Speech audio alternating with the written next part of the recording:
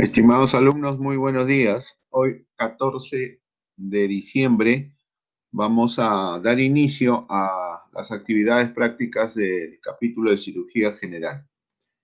Eh, para iniciar, les voy a comentar que los días que vamos a tener clases son los lunes, los miércoles y los jueves. En las mañanas, siempre 8:30, salvo que haya algún cambio, pues, ¿no? Que obviamente lo vamos a anticipar. Eh, las prácticas consisten, pues, en hacer revisiones de temas quirúrgicos, claro, utilizando la pantalla, eh, presentándoles casos clínicos, presentando videos y haciendo presentaciones eh, exclusivamente del tema en el desarrollo, de la clínica, del diagnóstico y del manejo terapéutico. Entonces, también voy a pedir su participación para la presentación de casos clínicos del tema que se está revisando en la semana. Por ejemplo, esta semana vamos a hacer la revisión de abdomen agudo quirúrgico. El día de hoy, entonces yo les voy a hacer la presentación del tema. Vamos a pasar luego un video que tengo al respecto sobre abdomen agudo quirúrgico, una serie de videos y progresivamente durante las siguientes clases les voy a seguir pasando. Bien, voy a pasar siempre la lista antes de iniciar la clase. A ver, presten atención, por favor, a sus nombres. Nicole Hostos. Presente, doctor. Buenos días. Buenos días. Diego Peralta. Buenos días, doctor, presente.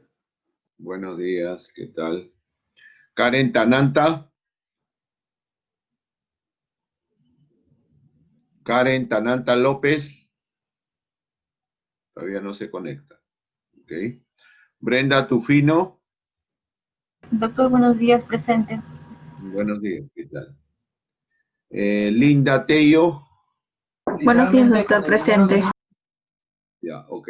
Listo, muy bien. Ya se conectará Tananta, pues, ¿no? Bien, entonces vamos a iniciar la clase. Voy a hacer la presentación del tema de abdomen agudo quirúrgico. Por favor, me comunican si se ve bien en la pantalla. ¿Se ve? Sí, doctor, ya se ve. Ya. El tema de abdomen agudo quirúrgico es un tema frecuente. Son pacientes que vienen frecuentemente al servicio de emergencias de los hospitales, no solamente en el Perú, sino también en todo el mundo. Fíjense, en los Estados Unidos se estima que 7 millones de pacientes acuden por dolor abdominal a urgencias, ¿no? O sea, al servicio de urgencias. Y de estos 7 millones, el 50% ameritan hospitalizarse. O sea, 3,5 millones aproximadamente. Y de estos 3,5 millones, el 40% requiere cirugía, para que ustedes vean la magnitud de la frecuencia del tema que estamos hablando. Lo que sí tenemos que bajar y reducir al máximo es este porcentaje que viene. El 40% se diagnostican erróneamente, por lo que la mortalidad es del 10% y se eleva hasta el 20% cuando el paciente requiere cirugía de urgencia. Entonces, tenemos que aprender y a familiarizarnos con el tema de abdomen agudo quirúrgico cuando trabajamos en emergencia, porque de esto depende, de un buen diagnóstico, depende de que el paciente sea bien tratado, ¿no? Y obviamente salga de alta sin complicaciones. Entonces, esto es muy importante, por eso lo pongo al inicio de la presentación. Normalmente, siempre hay líquido en cavidad. No es que es una cavidad peritoneal totalmente seca, sino hay un líquido, ¿no? Y esto no significa de que la existencia de líquido implique pues que hay alguna patología de por medio. Hay un surfactante, que le llamamos así, que es un trasudado del peritoneo, que aproximadamente oscila entre 200 y 300 centímetros cúbicos, lo cual permite la fricción entre las vísceras, sobre todo que tienen movimiento. El intestino delgado, el intestino grueso, son aquellas vísceras pues que van a producir un movimiento llamado peristáltico y gracias al surfactante que presentan se va a facilitar este movimiento.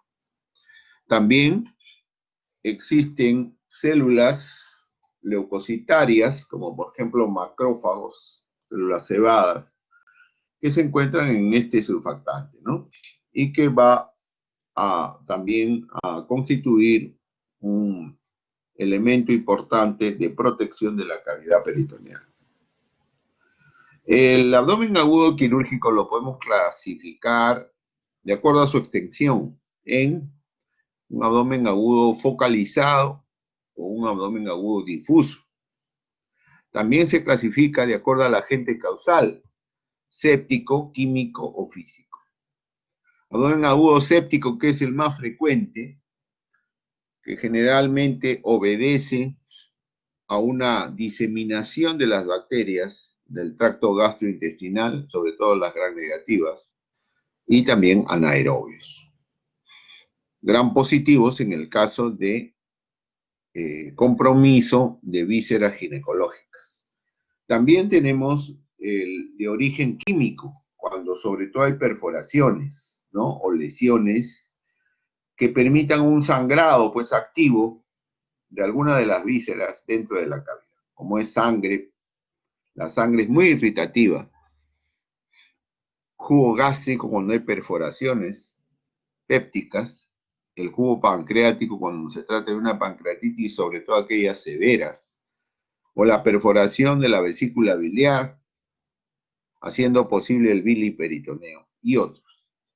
Y finalmente las físicas, ¿no?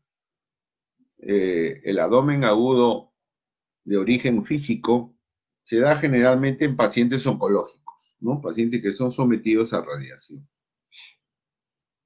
También lo podemos clasificar al abdomen agudo como primario, secundario o terciario.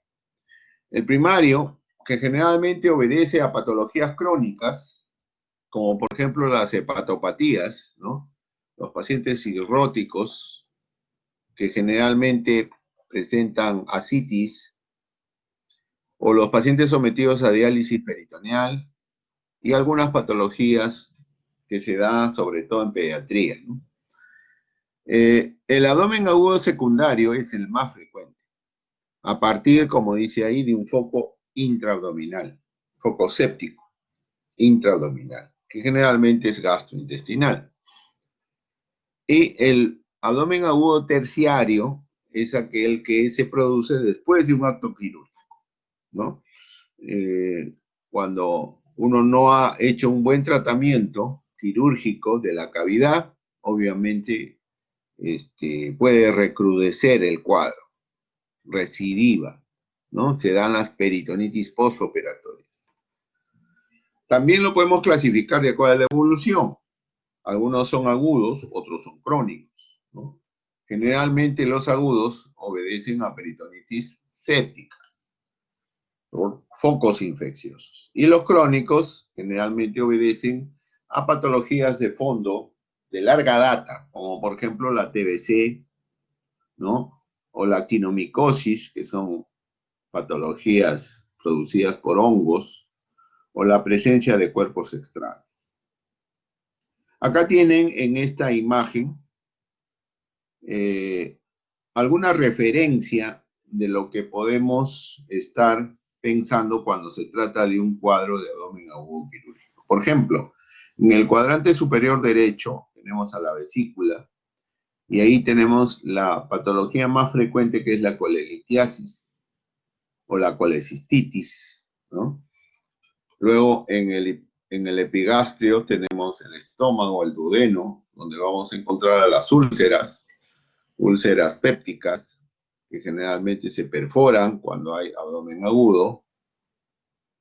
Descendemos ya en el flanco del lado derecho, tenemos a los cuadros obstructivos, obstrucción intestinal, en el mesogastrio al Meckel, el famoso divertículo de Meckel, y luego las obstrucciones intestinales por bridas, adherencias. No se olviden de la pancreatitis, que si bien es cierto que es una patología de tratamiento médico, pero la cirugía entra a tallar cuando hay complicaciones, como el sangrado, la necrosis, ¿no? Que son complicaciones. Más abajo tenemos a las perforaciones intestinales, la diverticulitis en el lado izquierdo, a nivel del sigmoide sobre todo, las apendicitis, que es la patología más frecuente que origina abdómenes agudos quirúrgicos. Y a nivel pélvico tenemos ya las patologías ginecológicas.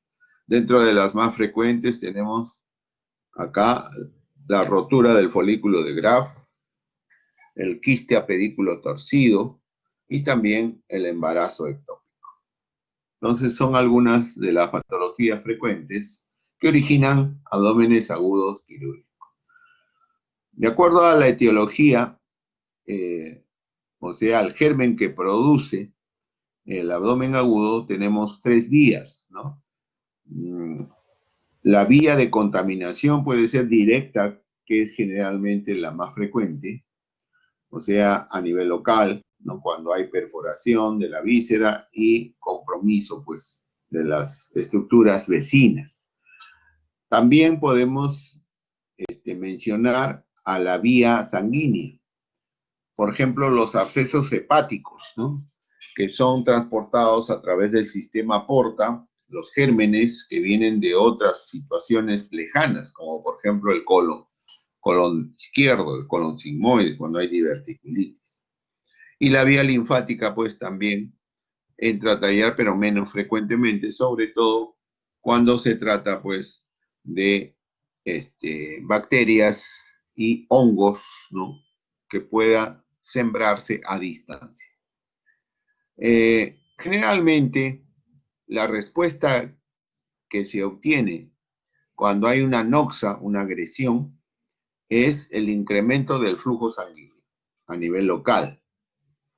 Entonces, este incremento del flujo sanguíneo conlleva a una migración celular.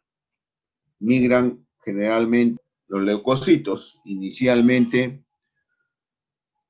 las plaquetas, luego de las plaquetas los macrófagos, que producen pues el llamado exudado, que es la secreción contaminada, ¿no?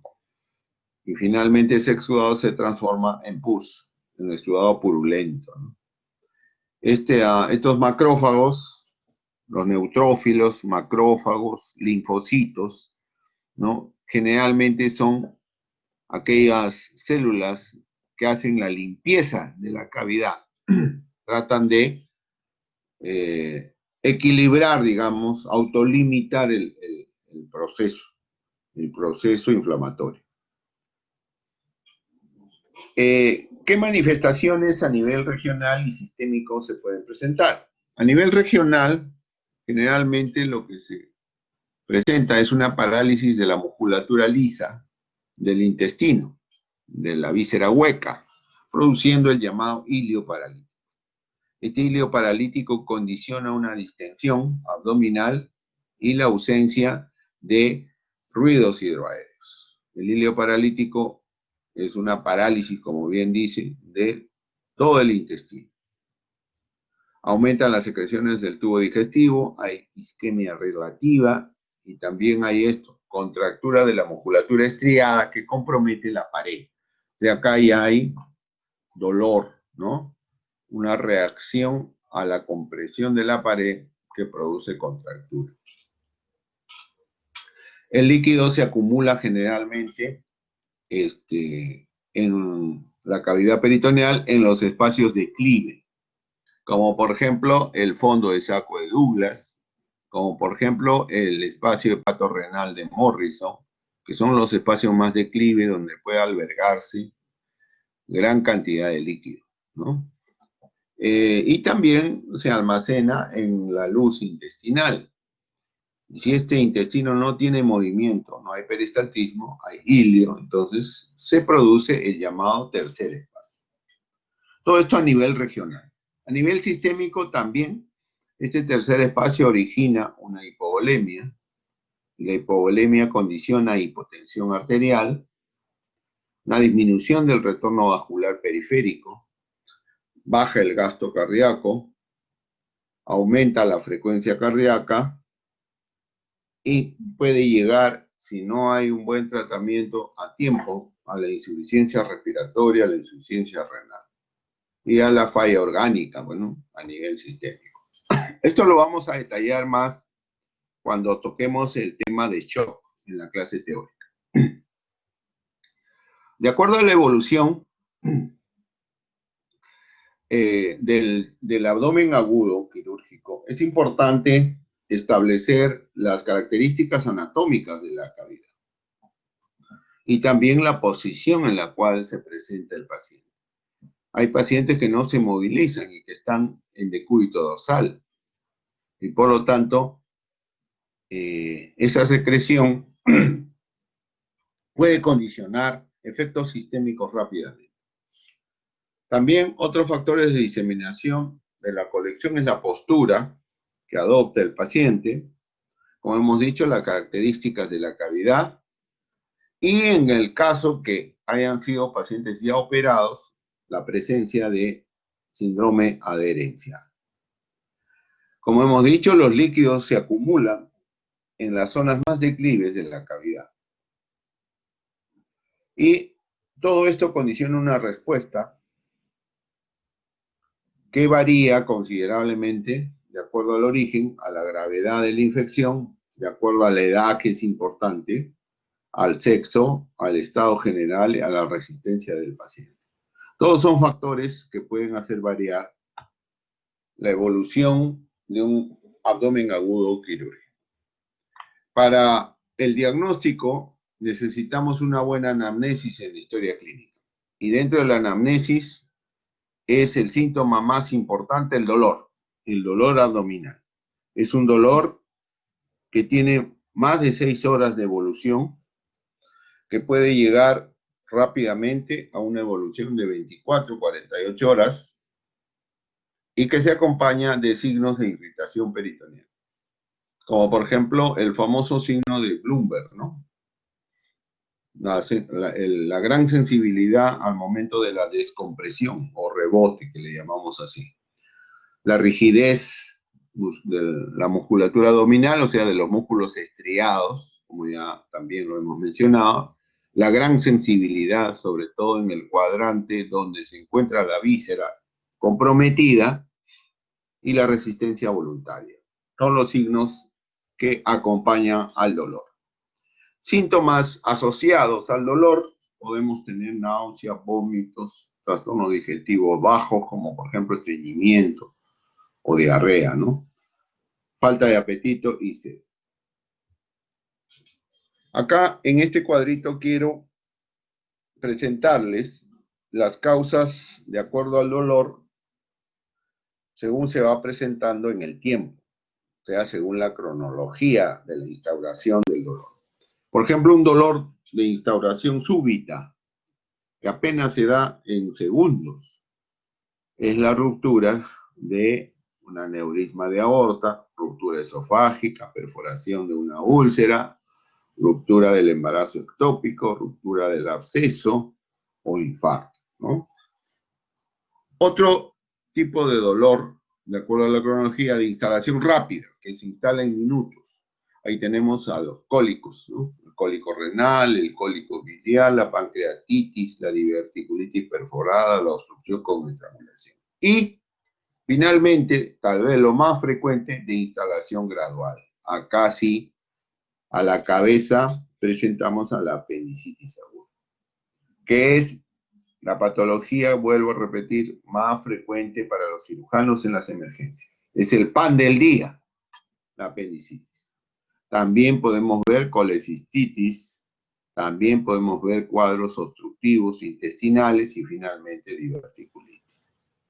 Entonces, son dolores abdominales que se presentan en forma gradual, no rápida ni tampoco súbita. Al examen, tenemos un paciente de facies dolorosa, tóxico tal vez, cuando ya hay una evolución de días. Puede haber fiebre, hay taquisignia, una frecuencia respiratoria elevada, signos de deshidratación y tal vez ictericia. Al examen abdominal podemos encontrar en la inspección una distensión, como ya hemos mencionado, porque el paciente generalmente reacciona con ilio, no hay ruidos hidroaéreos, no hay movimientos respiratorios abdominales, puede haber equimosis en la pared. A la ocultación no hay ruidos, a la palpación aumento de la resistencia, ¿no?, del abdomen, dolorosa, se contractura el abdomen, el famoso vientre en tabla en el momento del signo de Bloomberg. A la percusión hay un abdomen timpánico, ¿no?, que puede estar relacionado al ilio o también a aire libre dentro de la cavidad, como el neumoperitoneo. Pérdida de la matidez hepática. Son características, ¿no? Algunos signos a observar en el abdomen agudo quirúrgico, por ejemplo, el signo de Cullen y el signo de Gray-Turner, ¿no? Son dos signos que lo podemos encontrar en lesiones de retroperitoneo, como por ejemplo pancreatitis, ¿no?, o las hemorragias por pancreatitis retroperitoneales. El Bloomberg, que ya lo conocemos, signo de irritación peritoneal. Inespecífico totalmente, cuando tenemos Bloomberg, puede ser por apendicitis, puede ser por colecistitis, puede ser por diverticulitis y cualquier otro proceso inflamatorio. Es inespecífico.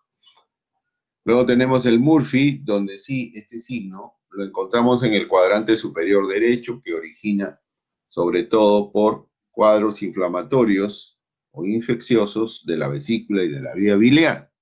El signo del psoas cuando hay apendicitis aguda, el signo del obturador también. Cuando la posición del apéndice es pélvico, entonces el signo del obturador puede encontrarse.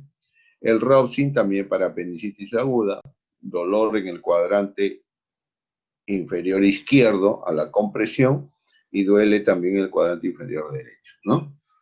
El signo de Carnet, que es un dolor inespecífico también, que generalmente se encuentra en el mesogastro. Y la maniobra de McKessock, que generalmente es también para apendicitis aguda, sobre todo cuando la posición del apéndice es anómala, o sea, se va hacia el lado izquierdo, ¿no? Tiene dirección izquierda. En cuanto al laboratorio, los exámenes más solicitados son el hemograma, donde esperamos encontrar una leucocitosis con gran desviación izquierda cuando se trata de abdomen agudo quirúrgico.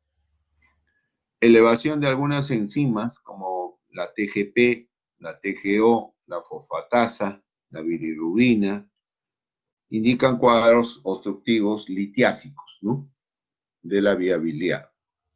También la deshidrogenasa láctica, que es una enzima que cuando se eleva en altos niveles, ¿no?, puede darnos indicación de isquemias a nivel de la zona mesentérica. O las amilasas, las lipasas, cuando se trata del páncreas, ¿no? Generalmente las lipasas, que son más específicas del páncreas, la lipasa pancreática puede elevarse hasta 3 veces su valor normal. El examen de orina nos puede estar hablando también de una lesión a nivel de la vía urinaria, baja o alta, lo cual puede estar haciendo confundir pues el cuadro, ¿no? También el examen de orina en mujeres en edad fértil, ¿no?, nos evidenciará alguna un proceso concomitante como por ejemplo el embarazo. Siempre es importante descartar embarazo o una complicación del embarazo, ¿no? Cuando se trata de mujeres jóvenes. La imagenología ayuda bastante, sobre todo en la placa simple de abdomen, sobre todo la de pie, con foco a nivel de los semidiafragmas, para poder encontrar ahí el signo de los meniscos que hacen el aire libre dentro de la cavidad, o sea, el neumoperitoneo. En la ecografía también podemos detectar líquido libre en la cavidad y dependiendo cuánto líquido libre. Ya hemos dicho que puede haber líquido hasta 200 o 300, pero más no, sobre todo cuando hay signos de inflamación de alguna víscera, ecográficamente.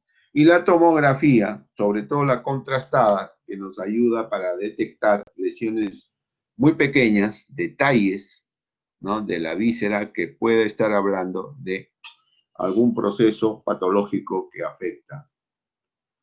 En pantalla ven ustedes ahí una de las escalas más usadas en la actualidad para la detección y el pronóstico de una apendicitis aguda. Es la escala de Alvarado modificada. Alvarado, fíjense, está evaluando síntomas, signos y resultados del laboratorio. Dentro de los síntomas es la hipersensibilidad en la fosa ilíaca derecha, la que da más puntaje, 2 puntos. El dolor que migra, generalmente de epigastrio o de región periumbilical hacia la fosa ilíaca derecha, te da 1 punto. La falta de apetito, 1 punto. La náusea y el vómito, 1 punto. Algunos signos que evalúa Alvarado: el rebote o Bloomberg, 1 punto. Signo de alza térmica, fiebre mayor de 38 grados, 1 punto. Otros signos, McBurney, Robson, etcétera, 1 punto. Y en el laboratorio es la leucocitosis, la gran leucocitosis, que oscila entre los 10.000 leucocitos y 18.000, la que nos va a dar 2 puntos de frente. Más si está acompañada de una desviación izquierda. Entonces, cuando por Alvarado se ha catalogado el cuadro como de 0 a 4 puntos, la probabilidad de apendicitis es baja, ¿no? Un 7%, 8%. Entonces acá amerita un manejo observacional exclusivamente en forma ambulatoria. Se le puede dar de alta al paciente, se va a su casa, pero que tiene que estar siempre atento a algunos signos de alarma, ¿no? Como por ejemplo, aumento del dolor, ¿no? O por ejemplo, aumento de fiebre, alza térmica y algunas otras signologías que pudiera presentarse en la evolución. Pero cuando por Alvarado tiene 5 a 7 puntos, la probabilidad se incrementa hasta 57%. Acá sí hay que hospitalizar al paciente y hay que reevaluar con controles. Hay que solicitar nuevamente el hemograma, 2 horas, 3 horas después. Hay que solicitar nuevamente la ecografía o la tomografía para estar totalmente seguros. Cuando por Alvarado tiene 8 a 10 puntos, la probabilidad de apendicitis es bastante alta, más del 90%. Estos pacientes generalmente van a sala de operaciones. Tratamiento inmediato.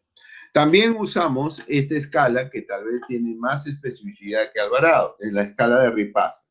Como ven, evalúa datos genéricos de la persona, del paciente, sintomatología, signología y exámenes de laboratorio. Dentro de los datos genéricos, fíjense, el sexo, es importante esto, por lo cual llegamos a la conclusión de que la apendicitis aguda es más frecuente en varones, ¿ven? Porque cuando es varón le das 1 punto, cuando es mujer le das medio punto. Fíjense la edad. Pacientes jóvenes es más probable que hagan apendicitis que pacientes mayores de 40 años. Inclusive la procedencia. Pacientes que vienen del extranjero o que son nacionales. Cuando vienen del extranjero se les da 1 punto. Es lo más probable. Bien. En cuanto a la sintomatología, igual casi semejante a Alvarado. El dolor en fosa ilíaca derecha te da medio punto. La náusea y el vómito 1 punto. Cuando migre el dolor, medio punto más, o sea, 1 punto en total. Cuando hay falta de apetito, 1 punto. La sintomatología es menor en cuanto a la evolución, menos de 24 horas, 1 punto, más de 48 horas, medio punto. En cuanto a los signos, siempre la hipersensibilidad en fosa ilíaca derecha y la resistencia. Casi valora bastante Ripasa la resistencia muscular. Quiere decir que cuando hay dolor intenso con contractura muscular, eso habla bastante porque le da 2 puntos a ese paciente.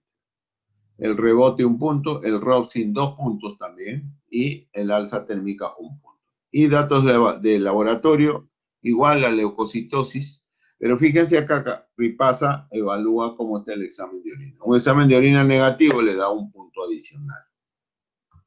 Esto es Ripasa. Entonces acá está, cuando es menos de 5 puntos, igual observación, no amerita cirugía. Entre 5 y 7 puntos hay baja probabilidad, hay que repetir la escala en 2 horas y también en nuevos exámenes, ¿no? Cuando por Ripasa tiene 7,5 a 11,5, alta probabilidad de apendicitis. Entonces acá es importante que si lo ha visto solamente el internista, sea evaluado por el cirujano. Preparar al paciente para sala y, en caso de ser mujer, valorar la ecografía para descartar patología ginecológica. Cuando es más de 12 puntos, el diagnóstico casi está hecho.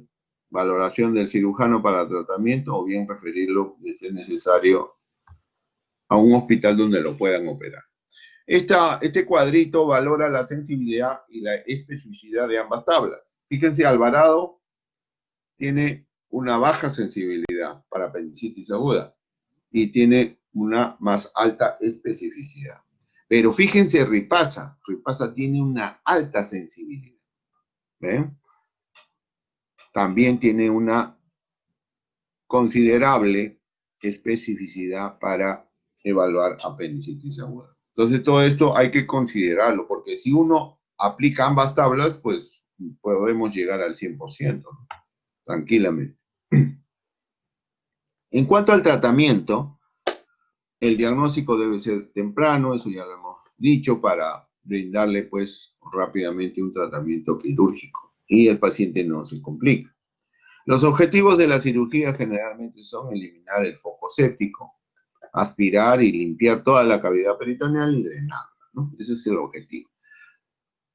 Generalmente cuando se trata de intervenciones quirúrgicas abiertas, convencionales, se utilizan incisiones amplias, ¿no?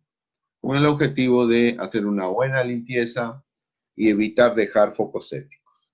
Pero también, desde hace más o menos 10 años, está ingresando la laparoscopía. Y la laparoscopía tiene mayores ventajas sobre la laparotomía, porque permite al paciente reincorporarse rápidamente a su actividad laboral, ¿ok? Cuando no hay complicación, claro. Entonces, lo que debe realizar el cirujano es la limpieza completa de la cavidad, el control del foco vector. El procedimiento ya dependerá de qué es lo que causa el abdomen agudo quirúrgico, hay que ver, y evitar las complicaciones, ¿no? Sobre todo, una complicación grave que puede comprometer la vida del paciente es el shock, ¿no? Si ese paciente llega en mal estado y uno demora el diagnóstico o el tratamiento no lo hace bien, entonces el paciente puede llegar a la falla orgánica multisistémica, produciendo insuficiencia respiratoria, renal, insuficiencia en otros órganos. Entonces, por eso se recomienda de que los diagnósticos y tratamientos sean tempranos. Cuando es tardío, porque bueno, el paciente ya ha llegado días después, sí, es así, porque tenemos pacientes que vienen con apendicitis aguda de una semana de evolución. Entonces el paciente ya viene complicado, ¿no? Entonces se pueden producir las complicaciones postoperatorias, como los abscesos. Generalmente son los más frecuentes. Bien, con esto creo que queríamos hacer un adelanto de lo que significa el manejo de esta patología sumamente frecuente. Les voy a pedir, chicos, que para el día miércoles traigan sus casos, van a presentar sus casos, cada uno un caso, del tema de abdomen agudo quirúrgico. Pueden traer un caso de apendicitis, otro caso de colecistitis, otro caso de pancreatitis, en fin, de perforaciones de víscera hueca, que son cuadros, pues, de abdomen agudo interesantes. De preferencia, la presentación debe detallarse en cuanto a la clínica, ¿no? O sea, la semiología, los datos encontrados en el examen, luego las presunciones diagnósticas, ¿no? Y luego de la presunción diagnóstica viene el manejo inicial y luego el manejo definitivo. Si a esto complementan con algún video del tema, mejor todavía. Entonces, de esa manera, uno va calificando a cada uno de ustedes y al final sacamos el promedio de la práctica. ¿Alguna pregunta hasta aquí?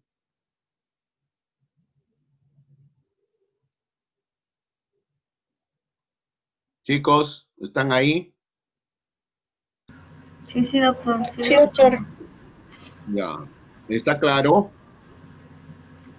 Sí, doctor. Sí, doctor. Perfecto, muy bien. Ahí veo que Karen ya se ha conectado. Muy bien, vamos a Sí, ponerle doctor. su pregunta. Siempre puntual, ¿ya? Por favor. Ya, Sí, ok. doctor, buenos días. Por esta vez no hay, ya, por esta vez no hay problema. Muy bien, entonces si no hay preguntas, vamos a proceder a compartir la pantalla para pasarles el video que les dije desde el inicio. Es un video que les va a hablar de abdomen agudo, sobre todo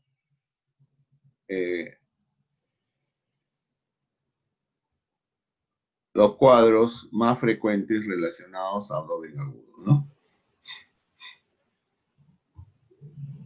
Acá tenemos, a ver, generalidades, ahí está. Y después vamos pasando el número 1, el número 2 y así. Para que ustedes tengan una idea integral. A ver, escuchen por favor. Bueno, gente, ¿cómo estamos? ¿Cómo andan? ¿Bien? Vamos a ver un poco de generalidades de abdomen agudo. Conceptos generales, definiciones, clasificación. Conceptos que si bien son muy básicos y generales, vaya la redundancia, hacen a que tenemos que saberlo. Todo suma, todo aporta, por más básico que parezca. ¿Cómo definimos un abdomen agudo? Es medio complicado encontrar una definición que convenza a todos. Eso es cierto. Las definiciones, las diferentes escuelas semiológicas, todas tienen una definición que es característica. Intentar buscar una que convenza a todos fue medio complicado. Yo creo que esta convence a todas las gatas floras que andan dando vueltas por ahí. Pero bueno, más o menos, ustedes después lo van a arreglar. Decimos que un abdomen agudo es un cuadro que está localizado en el abdomen. Y sí, no sería abdomen agudo, más que obvio. Que está representado generalmente por dolor. ¿Y por qué decimos generalmente? Porque hay cuadros en los cuales el dolor está en un segundo plano y va a primar otros signos sintomatológicos. Ejemplo de esto, el abdomen agudo hemorrágico, donde el dolor pasa a ser secundario y lo que caracteriza el cuadro es el síndrome de hipotímico. Pero el dolor está presente en casi todos los abdómenes agudos. Otra característica que tiene, que es fundamental que ustedes se acuerden, es que es de instauración brusca, es decir, corta en el tiempo. Uno no viene arrastrando abdomen agudo semanas o meses, no. El abdomen agudo cursa en ese mismo día, a lo sumo la noche anterior, pero no más que eso. La signosintomatología explota en un día, no más que eso. No retrotrae, esto es fundamental, no retrotrae. De no mediar tratamiento, los signos y los síntomas avanzan, van influyendo, ponen en juego la vida del paciente. Un abdomen agudo te mata, no te da otra. Esto hace que haya que hacer un diagnóstico rápido, un tratamiento oportuno. En base a que si el tratamiento es médico o es quirúrgico, los abdómenes agudos se dividen en abdomen agudo médico y abdomen agudo quirúrgico. Entonces, ¿qué es un abdomen agudo? Es un cuadro clínico localizado a nivel del abdomen que cursa generalmente por dolor, un dolor que se inicia en forma rápida, que no retrotrae y que pone en juego la vida del paciente. Simple. Y no se enloquejan con la definición. Buenísimo. En cuanto al abdomen agudo quirúrgico, vamos a ver que lo agrupamos en 5 síndromes. Algunos lo dividen en mixtos, puros, me parece la mejor forma es dividirlo en 5 síndromes. Un abdomen agudo inflamatorio, un abdomen agudo obstructivo, uno perforativo, uno hemorrágico y uno vascular. Después iremos describiendo cada uno de estos. Ahora estamos en la parte general. ¿Cuáles son los signos, síntomas propios y característicos de cada uno de estos abdómenes agudos? Bien. En el inflamatorio, lo que ustedes tienen que saber, cursa con defensa, con fiebre y con dolor a la descompresión. La fiebre no es muy alta, y la defensa y el dolor a la descompresión están siempre. Típico del abdomen agudo inflamatorio. En realidad, siempre que esté irritada la gaseosa peritoneal, vamos a tener defensa y dolor a la descompresión. Los otros abdomenes agudos también llevan a defensa y dolor a la descompresión. Pero lo más característico que tiene este abdomen agudo es esto. Los otros, capaz que se caracterizan por otra cosa. Por ejemplo, el obstructivo, si bien puede tener defensa de dolor a la descompresión, cuando está irritada la gaseosa peritoneal parietal, lo que más los caracteriza es la distensión del abdomen y los vómitos. Eso es lo que más caracteriza. Al perforativo, lo que lo va a caracterizar es el abdomen irritado. Al principio tiene dolor, puede tener defensa, puede tener vómitos, pero lo más importante del perforativo es el abdomen irritado. Estos signos no son lo único que tiene cada abdomen agudo, es lo más importante y representativo. ¿Se entiende, no? Sí. El hemorrágico, lo que tiene como característico son la hipogastralgia, es decir, el dolor abdominal bajo del hipogastrio, y la lipotípica, síndrome lipotípico. El vascular, si no complica el vascular, que no es lo mismo que hemorrágico, no confundir, son dos entidades completamente diferentes, tiene una clínica que no es característica, ya después lo vamos a ver, y no llega a tener esto por descargo, así que lo dejamos básico. En cuanto a la radiografía, una radiografía simple de abdomen, vamos a encontrar que en el cuadro de abdomen agudo inflamatorio va a cursar con hilio, es decir, de tensión del tránsito. Esto se traduce con niveles hidroaéreos, con aire en el delgado, que es lo que no debería haber. Generalmente cursa con un hilo. Cuando ese hilo es muy importante, forma un tercer espacio, se acumula líquido, se hace un nivel hidroaéreo, que es característico del abdomen agudo óseo, niveles hidroaéreos. ¿De delgado o de grueso? Ya lo vamos a ver o ya lo vimos. En cuanto al perforativo, lo más importante que tiene son las cúpulas diafragmáticas con aire, es decir, el neumoperitoneo. Ya lo vamos a ver, ya lo vimos. Porque en este video yo tenía que haberlo hecho mucho antes que los anteriores, pero bueno, no importa. El hemorrágico, lo que se ve es un borramiento del psoas, de los psoas, de las columnas del psoas, por ese esmerilado, por esa sangre que está en la cavidad abdominal. Típico borramiento del psoas. Con el vascular nos pasa exactamente lo mismo. No tiene nada característico. Y por último, ya para terminar con la parte de generalidades de abdomen agudo quirúrgico, vamos a ver las principales causas del inflamatorio: apendicitis, colecitis, diverticulitis. Del obstructivo son purpuridas y los tumores. De todos los abdómenes agudos, el más común es el inflamatorio. De las causas de abdomen agudo inflamatorio, la más común es la apendicitis. Se pueden olvidar de esto, no pueden no saber esto. Del obstructivo, la principal causa es la que son por heridas. Esto puede ser por tumores.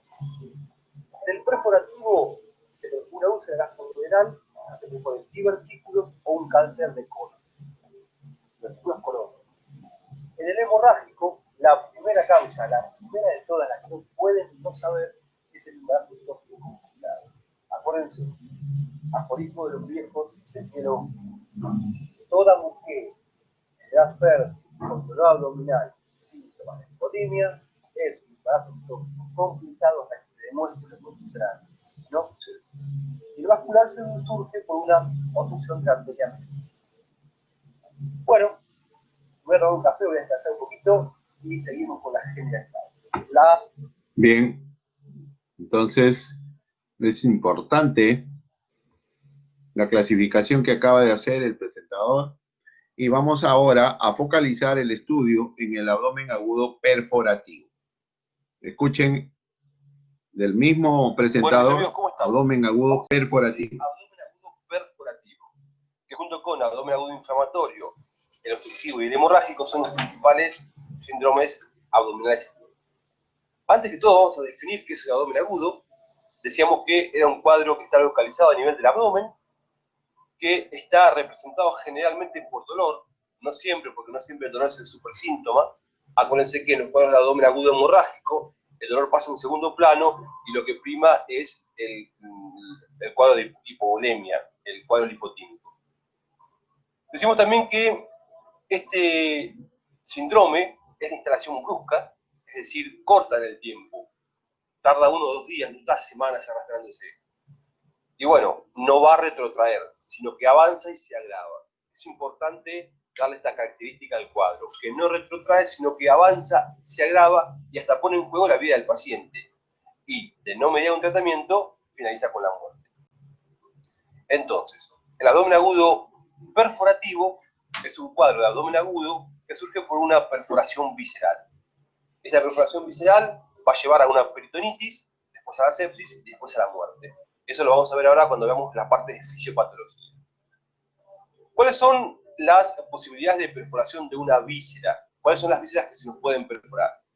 Bueno, vamos a ver qué tenemos. Por un lado, el estómago, ya sea por una úlcera gástrica o por un cáncer gástrico, el duodeno, por una úlcera duodenal o por un cáncer de duodeno que es muy raro, un divertículo de Meckel o un cáncer de intestino delgado, o patología colónica como un cáncer de colon o una diverticulosis.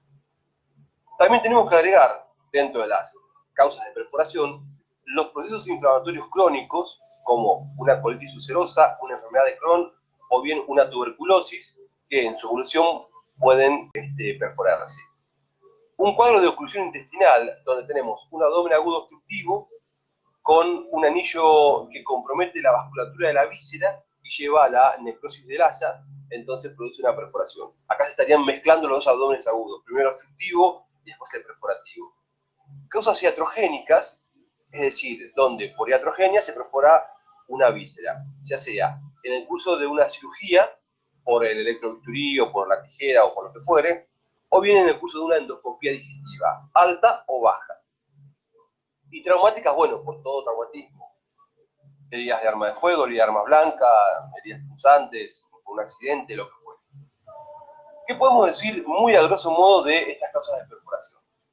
Vemos que la úlcera duodenal es la primera causa de hemorragia digestiva alta, más o menos un 25% son producidas por una úlcera duodenal, y esta úlcera va a sentar principalmente en la primera porción del duodeno que se denomina bulbo, ya sea en su cara anterior o en su cara posterior. La que asienta en la cara anterior más probablemente se perfore. La que asienta en la cara posterior cursa mayormente con sangrado. ¿Por qué? Porque va a ir horadando, va a ir comiendo las paredes del duodeno y atrás del bulbo está pasando la arteria gastroduodenal, rama de la arteria hepática. Entonces la perfora y se produce la hemorragia digestiva.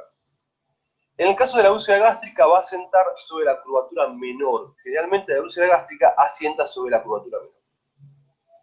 El divertículo de Meckel es un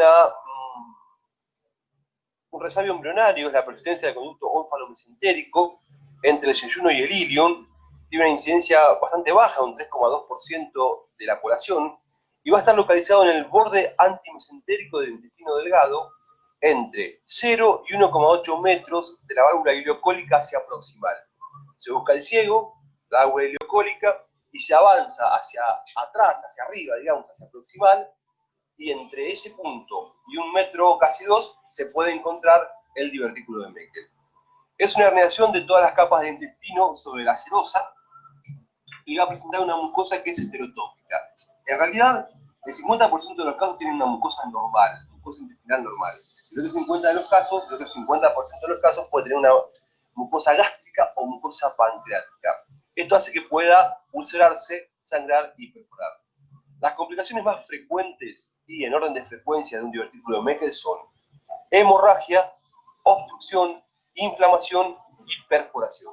O HOIP, como OIP, como orificio inguinal profundo, pero con H. HOIP.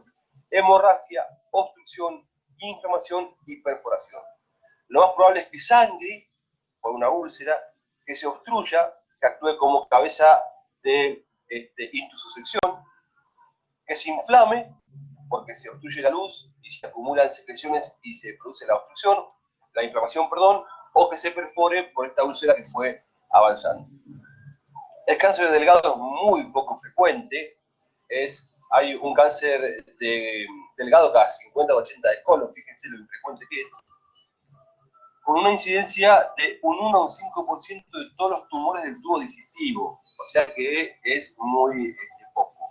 Se da a nivel del intestino delgado distal, es decir, del ilium, y en su anatomía patológica puede ser un adenocarcinoma, que es lo más común, o bien un carcinoide. El tumor carcinoide es un tumor que secreta sustancias vasoactivas y va a estar localizado en el apéndice o en el yeyuno, en el ilium distal, perdón. Respecto del cáncer de colon, es la vedette, se lleva el primer puesto respecto a los cánceres del tubo digestivo, y el 10% puede cruzar con una perforación. Cuando hay divertículos adquiridos a nivel del colon, hablamos de diverticulosis. Es la presencia de herniaciones de la mucosa sobre las otras capas del colon. Son divertículos adquiridos, que en el 75% de los casos van a estar localizados a nivel del colon izquierdo, del colon sigmoide, y un 35% cursa con complicaciones. ¿Qué complicaciones? Las más frecuentes son la hemorragia, la inflamación y también la perforación, que es lo que lo incluye como causas en este síndrome. Bueno, ya de causas no hay mucho más para decir. Un poco, a grosso modo, vamos a hablar de la fisiopatología. Esto está mal escrito, fisiolopatología, pero bueno, sepan perdonar, no sean tan guachos. Dijimos que la perforación visceral lleva a una peritonitis, indefectiblemente. ¿Y cómo se da esto? La peritonitis puede ser primaria, secundaria o terciaria. Eso también se suele preguntar. Primaria es la que se genera, en realidad no espontáneamente, pero se genera con un foco que está lejos del peritoneo. Ya sea una causa respiratoria, una otitis, una cirrosis, un síndrome nefrótico. Esas son las causas que se asocian a una peritonitis primaria. Las secundarias son la evolución de un proceso localizado en el abdomen. Por ejemplo, un abdomen agudo inflamatorio, un abdomen agudo perforativo, y acá lo tenemos. Es decir, un foco abdominal que evoluciona. La peritonitis apendicular, la peritonitis colecystítica, la peritonitis por pancreatitis, la peritonitis por diverticulitis, la peritonitis por perforación, todas esas son secundarias. Acuérdense porque se pregunta. Y las terciarias son las que surgen por una sepsis abdominal crónica. Entonces, la primaria se origina en un foco extraperitoneal y la secundaria se origina en un foco peritoneal. Una vez que se produjo la perforación visceral, hay contaminación del peritoneo. Esto depende de cuál es el agente que irrite, se va a tardar más o menos tiempo. Lo más irritante es la materia fecal. En un segundo plano tenemos el jugo gástrico, después la orina y después la sangre. Acuérdense que la sangre y la orina no son muy irritantes peritoneales, principalmente la materia fecal y después el jugo gástrico, que produce una peritonitis química. Entonces, una vez que se vierte al peritoneo la sustancia de la víscera, se produce una reacción inflamatoria, donde hay vasodilatación, donde hay aumento de la permeabilidad capilar, donde hay un exudado proteico con mucha fibra. Ese proceso inflamatorio cursa de esta manera. Eso lleva a que se produzca un hilio reflejo, un hilio paralítico, y se genera un tercer espacio. Ante la membrana se generó una asa dilatada, se empezó a acumular líquido en ese asa y se genera un tercer espacio. Por otro lado, todo este proceso inflamatorio altera la barrera mucosa, hay translocación bacteriana y se produce un cuadro de sepsis. Entonces, el hilio forma el tercer espacio que da hipovolemia. La hipovolemia sumada a la sepsis son una combinación explosiva y llevan a la muerte. Es por eso que hay que hacer un tratamiento rápido. Bueno, hasta acá llegamos con esta primera parte de abdomen agudo perforativo y se quedan pilas. Muy bien. Como ven, es otra de las patologías que amerita un diagnóstico rápido y por ende un tratamiento también. Y por ese motivo que les he presentado estos videos que son muy ilustrativos, sobre todo para recordar acerca de la semiología, la fisiopatología y llegar al diagnóstico rápidamente, ¿no? Esta es una serie de videos, después viene el abdomen perforativo 2, 3, que les voy a ir pasando progresivamente en las siguientes sesiones. ¿Alguna pregunta, chicos? Doctor, yo tengo Sí. una cosa. Por ejemplo, para la exposición, el video que podemos presentar va a ser acerca de nuestro caso específicamente, porque usted dice que, o sea, hay muchas causas de abdomen agudo quirúrgico. Entonces, ese video va a ser referido a ese, por ejemplo, yo escojo a una colecistitis. ¿Puede ser referido a eso o específicamente a abdomen agudo o fisiopatología? Bueno, mira, si como tú bien dices, presentas un caso de colecistitis, el video tiene que estar referido a colecistitis, obviamente, no necesariamente del mismo caso. Muchas veces es difícil encontrar, por ejemplo, una intervención quirúrgica del caso que estás presentando, es difícil, pero puede ser un caso similar, ¿no? Pero no presenten, por ejemplo, una historia clínica de apendicitis aguda y me van a presentar un video de perforación por diverticulitis, ¿no? Entonces, eso no. Tiene que estar relacionado al tema que están presentando. ¿Ok? Sí, doctor, gracias. Listo. ¿Alguna otra pregunta?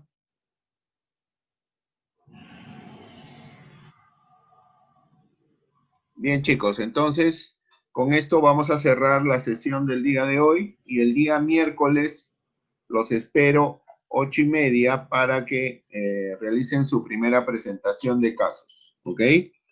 Entonces, el miércoles después de la presentación vemos a ver si nos queda tiempo para poder también yo mostrarles algunas preguntas de casos clínicos relacionados a los exámenes del ENAM, que ahí los tengo y que han sido evaluados en oportunidad anterior, en años anteriores, ¿no? Para que estén familiarizados en la respuesta de este tipo de preguntas.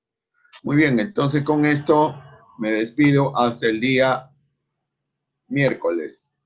Miércoles 16. Ah, otra cosa, Brenda. Escúchame. Brenda, ¿estás ahí? Sí, doctor, sí le escucho. Ya, mira, a ver. De acuerdo al sílabo, a mí me toca la clase teórica correspondiente a shock, correspondiente a infecciones de heridas, a heridas y también después a trauma abdominal.